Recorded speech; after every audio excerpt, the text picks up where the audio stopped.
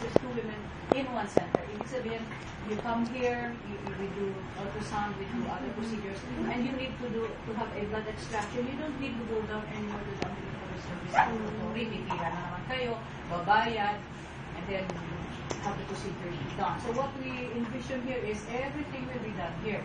If you need blood extraction, the blood tech will come up and do the blood extraction. Doon sa amin, we will have a laboratory of sorts. So doon gagawin yung blood extraction. Doc, my question. Yeah. But right now, all these other services that you've mentioned, we already have. We do. It's just fragmented lang. Like our breast clinic is on the second floor. Yes. So we're consolidating. We're just consolidating. So please clarify pala, no? If I do neglect to clarify. So all these services are available, but what we plan is isang one-stop lang talaga. So the services are holistic, meaning we attend also to we also intend to give traditional Chinese medicine, halimbawa, or acupuncture, when the whole center is finished. But and what I mean by focus is, it's focused on the woman herself, and it's focused on the problem of the woman. So if the bleeding, she comes because of bleeding, the request is for transvaginal ultrasound, and when we see something, we will focus on that problem and on that finding, and we will do the additional procedures, diagnostic procedures that needs to be done. Like if you're pregnant, you were sent here for, anyway, we will clarify that some more. No? So, ibig sabihin, when you come here with a request from your attending physician, request for transabdominal ultrasound, halimbawa, para sa'yo, for LACE, no? And when we do the ultrasound, may mapapansin kaming something seems to be wrong, there's something, halimbawa, decreased amniotic fluid, then we do the additional procedure without any more telling you, go back, then balikan naman to do that additional procedure. So when you step out, nandiyan na, the diagnosis is more or less already complete. We will already be able to tell your attending, ito ho, mababa ang amniotic fluid because of this particular problem, which we could somehow identify with the additional ultrasound specialist procedures. And then services will move to because we could deal with the adolescents. Once a woman starts, of course, pediatric patients also have gynecologic problems, pero usually sa pedia yun. But of course, we could always coordinate with the pedia. Then once the woman starts menstruating, and she will start having menstrual problems. Adolescents, yeah. We will coordinate also with the adolescent center. We have an adolescent center also. It's in the wellness in the 6th floor. We have a teen health. We have a team of wellness. So usually, and then reproductive age, adolescents, reproductive age, and menopause. So you walk in with the need, you walk out with the full confidence of your health and wellness.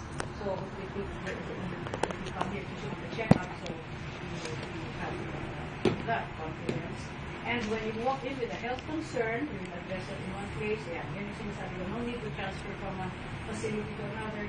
And you step out armed with a more confident diagnosis of exactly what it is bothering you. Okay. So let me just go through what the most common concerns of women are. You come to us, because of the following. The most common would always be, I am pregnant. Buntis ako, nagpositive mo pregnancy test ko. So, these are usually the questions. Makukunan mo ba ako? Yung neighbor ko makunan, etc. Di ba, Liz? Yun ang mga worries ninyo, no? Okay? Premature ba ako? Masisisarian ba ako? Normal ba ang baby mo? Does my baby have a physical abnormality? What are my risks for preeclampsia? Kasi mother ko nag-preeclampsia, etc. You listen it based on whatever your background is. Yun ang itatanong mo sa doktor mo, di ba? Intrauterine restriction, ang anak siya ng pagkalit, na baby. Okay, I had a previous cesarean birth, what are my risks for abnormal placenta location at clearance? Because this is a reality. Pag na previous CS at dumikit doon yung placenta, when the placenta is, when the physician attempts to already deliver the placenta, dikit na dikit yun, para na-face yun, pero hindi yan matatanggal. So, that moment will bleed. So, something is done. And that could be identified by ultrasound. I had a previous ectopic na naman pa ito. Okay, now the second most common concern is problems with the menstruation. I have irregular menstruation, or I have abnormally prolonged menstruation. Ang lakas-lakas ko ng menstruation, o bakit ko, or is this so, masisurgery ba ako, marakas pa ba ako, or pwedeng gamutin lang natin ito. So again, those are questions that could somehow be answered when we do this procedures here. I have a mass smelling, ang baho-baho ko, naaamoy ko sarili ko, etc. Do I have a sexually transmitted infection? Dahil kaya sa asawa ko or girlfriend ko? So, what do I do? Saan galing yan? That's a very common question talaga. Saan mo galing yan? Sa asawa ko ba? Or ang linis-linis ko lang, hugas naman ako ng hugas. So, yeah, then what do I do to prevent it? And, yeah, very common again, what's this new cervical cancer vaccine? Then, ito na, these are the ones who want to have babies that they cannot. So, normal pa ang uterus ko, tubes ko, nag-ovulate ba ako, anong gagawin namin dalawang asawa. And then, eto, I feel a mass in my tummy, I feel bloated and fat, laki-laki ng tiyan ko, may tumor pa ako, may cyst pa ako.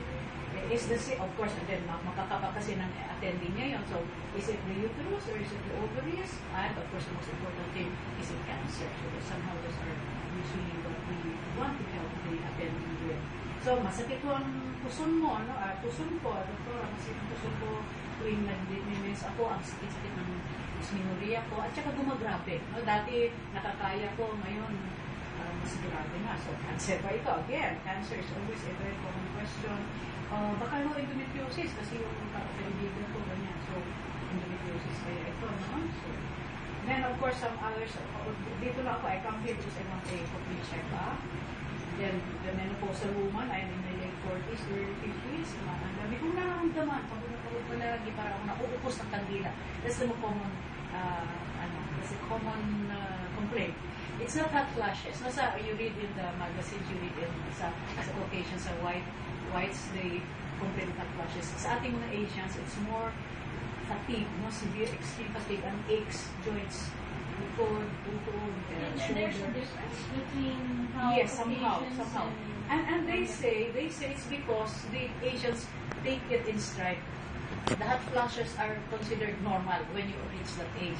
So they don't usually complain about it's it. psychological? Not really. The hot flashes are there, but they take it as part of the aging process. So they don't complain about it. And then, of course, they would complain of the others. Yung naubos na kandila. And then, the first world countries, hot flashes, the complaints. So that has already been proven. Hindi kasi sanay sila sa hirap Hindi out sila. ng Tayo, yes, tayo, sanay tayo sa mainit. So we just take it in stride. All these discomforts in stride. Okay, ito, we also get this. I'm still a student, but I have begun having sex with my boyfriend. What do I need to do for the protection against pregnancy and sexually transmitted infections? Okay, let's take a case, no? So how could the WHCC help this particular patient woman? She's a 38-year-old CEO, sent her OBGYN for ultrasound examination, assessment of her pregnancy. She's 7 to 8 weeks based on the last menstrual period. This is her third pregnancy. She had a previous miscarriage 10 weeks and an ectopic pregnancy 8 weeks. Okay, so ina-examine na siya ng doktor niya and her doctor already did a pap smear and she's sent here. So what can we do here? Number one, we will of course do a transvaginal ultrasound to confirm, yes, Mrs. Buntis ka na, no? It's inside your uterus, hindi ko ito ectopic. So at least reassured na siya na hindi ectopic yun. The pregnancy is implanted doon. Maganda ang implantation ng pregnancy mo na yung sa taas, no? So the risk of miscarriage is less rather than when we see the gestational sac low. So kung nandun sa tuktok ng mattress niya, then that's very good.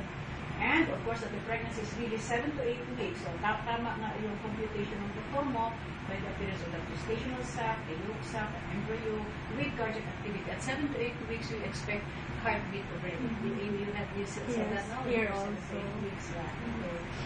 And we measure the crown to rump length, and that it is equivalent to the age of gestation. And okay na yun. So more or less exact na ang due date, no? And the most accurate we could have on due days is plus or minus 3 days. Yun ang pinaka-accurate na magagawa ng ultrasound. So ultrasound is now considered the most accurate way of ascertaining, of knowing the expected date of delivery. So ito na siya. So, balik siya sa doctor niya, I'm worried that I'm 38, my baby might have Down syndrome because I have heard that Down syndrome is more common in women who are approaching their 40s. So what can we do? We tell her to come back at between 11 to 14 weeks, and we could do what we call the first trimester screening ultrasound for Down syndrome. We measure what we call the local translucency, yung sa batok, the skin over the batok. We also try to look at the nasal bone. When not yet. It's not presently commonly available. The lab for the amnio is not done here. I mean, it's not. It is not commonly here in the Philippines. Yes. So what they do it in more for the research purposes. So BGAs will have that, the amnio, because we don't have the lab for it. We don't have the lab to do the cells.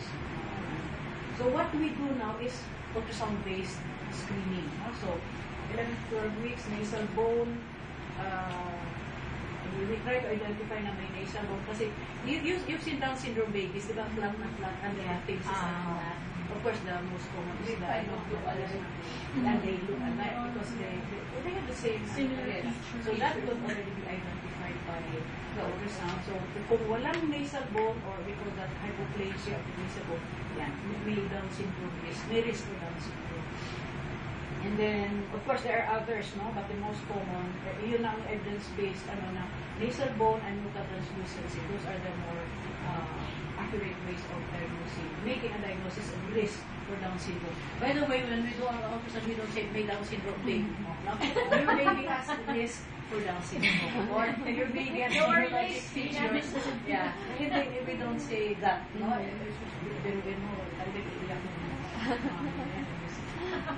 Okay, then we could do a follow-up at about 18 to 24 weeks. We will do the second trimester screening ultrasound. And there are several things that we look for from head to toes. No? Even, alam mo itong toes ng baby, and we see that the big toe is separate from the four toes. We call that the sandal gap sign, and that's considered a sonologic sign for trisomy, for those syndromes. That's for Down, trisomy 21 and Downs, trisomy 18, trisomy 13. Pag makita mo, of course, sometimes nag-ano lang baby. So if it's permanent, it does not, the feet do not close. And even when itong fist, we look at the fist. And if the four fingers are parallel to each other, okay yun. But when these fingers overlap, may overlapping fingers, Down syndrome. So when we do our ultrasound, that's why we are very proud now that these days, OBGYN ultrasound is being handled by OBGYN. It used to be handled by radio. But we have been trained and we train our trainees to look for signs. No, not only, of course, the radiologists also do it, but we specifically look for those signs. So we could reassure the mother, no? At the end of the procedure, they will always ask, Doctor, okay, baby ko. And so we could answer her, okay, baby mo, if we see something, then of course we could somehow find a way to tell her. Okay, so gross anomalies we have identified at this time. That's what we call a targeted congenital anomaly scan. From tuktok ng ulo hanggang tips of the toes and try to see if there's anything wrong, especially. And usually with Down, it's the heart. No, the most common abnormality is the heart, followed by left brain. What's wrong with the heart? There would be congenital heart anomalies. You can see that through ultrasound. Yes. We do. In fact, one of the services we offer is a fetal echocardiography. Fetal examination of the fetal heart. A targeted, focused examination. Heart lang ang examine namin. And usually we could do it at around 24 to 26 weeks. Abroad, they could do it at 18 weeks. They could even do it at 14 weeks. Pero sobra na yun. I still have to retrain myself to be able to do that. And we need very, very much. Apart from the congenital yes. So what we do, the routine we already look, no? From the head to the foot. And if we see something wrong, then we will suggest targeted congenital anomalies scan. And we can do it right then and there. Yung targeted kasi, the difference between the ordinary, we call that the fetal anatomical scan, titignan mo na, parang tumitingin, nagpipihi. We do physical examination on the fetus. So, just like we do a PE on the adult of the adult woman. Yeah. So what we do is we already measure, like we measure the interorbital distance, we measure the intraorbital distance, we do measurements already. So that's, we measure each of the long bones. Ito, right humerus, radius ulna, left, right, left, everything. We count the toes, may mga arrows pa kami, 1, 2, 3, 4, 5, no? So we will be able to identify kung anim yung daliri or ano. That's the difference between the targeted, and it takes about 1 hour. Yeah. Kasi I had them congenital. you did. And they did less CAS, 1 hour. not targeted. Ano lang siguro. CAS. So anyway. So, okay. The next thing, she had episodes of high blood pressure. Worried siya, no? Doktora, baka mag-i-exam siya ako kasi tumataas. I'm 38, so there's a history of high blood pressure in our family. Baka magka-pre-exam siya. So what can we do to try to predict? We could do what we call color Doppler flow studies, which could reliably predict the risk for preeclampsia in pregnant women. No? If you have a history. Usually preeclampsia sa mga first babies yan, at extremes of age. No, young pregnant women, first babies, women pregnant with their first baby. Okay. Okay. So, and we could do this right now. We could do everything today. No? Wow. Hindi lang yung ordinary. Sige, magbubis na tayo. Okay. And then, of course, so, we do this with Parang ngayon na rin, we will demo Wow. this on you. Intrauterine growth restriction, ito yung mga maliliit ang babies. And this is also useful for monitoring diabetic pregnancies which could result in large uterus babies. Okay, so the pregnancy progresses well. She wants to see her baby. Doctor, gusto ko makita ulit ng ultrasound ng baby. Oh, 3D, 4D. Yeah, okay, so we can offer 3D, 4D. We can do that also today. So she could see her baby better, 3 dimensions. Di pa nakita. Remember, ultrasound kasi ordinary black and white is a slice. Slice lang yun. So flat yun, 2D, 2-dimensional. 3D, you will really see the whole. I could We could never even make it understand na yung ano. umiikot na yung Black and baby, white. kung gano'n. Kasi tinuturo lagi. We save the whole body. Ano ba kung ulo, itong buong ito ang nasi-save sa ultrasound, not just the slices. And then, of course, when the baby moves, nakikita mo, that's what we call 4D. It's just like looking at Video. So, this has been shown again by evidence in research, better bonding between the baby and the family, and of course, better prenatal care. Mas ano ang compliance, no? Taking her vitamins, going for regular checkups, avoiding fatty foods. Basta lahat ng ano, she now takes better care. Because she has already identified the baby as a real human being. Di ba? Hindi yung bukas sabi, dugo lang yan. Ano ba yun? Okay, here are 3D images. So you can see. Kita na yung face. Kita talaga yung ayan, parang kumakanta siya. We see the baby as they do whatever it is they do there inside. Okay. And of course, the most important thing, Doctora, girl, boy ba or girl? And then here, I was lucky I got this. Look at that. What do you think is this? Kita niyo yan? Ulit. I don't know. There's the penis. At umihi ang baby. Yes, that's a very, very rare instance na mabuti na save ko, na-catch ko, no? Kasi minsan ang bilis ko This is a classic, and I was very glad I was able to get this. So really, you could really see the baby. Oh my God. The father must have been so proud. Yeah, minsan when we see the penis erect na erect, oh, you want, ay, ang laki, di ba? We make those comments. That's my son. Siyempre, saan ba magmana yung size ng penis nila? So, as we, in the past, the father would just feed the kicks or his wife's tummy. But now, you can already see the baby inside. And this is one Yan yung picture nilaunch also. mo. I'm very proud. This was my very first 3D ultrasound demo machine pa lang yun. And when the baby came out, it really, really exactly looked like the picture that I was able to get. So, anak ito ni Dr. Mao. Dr. yung physiologist. Anyway, hindi mo kasi makita.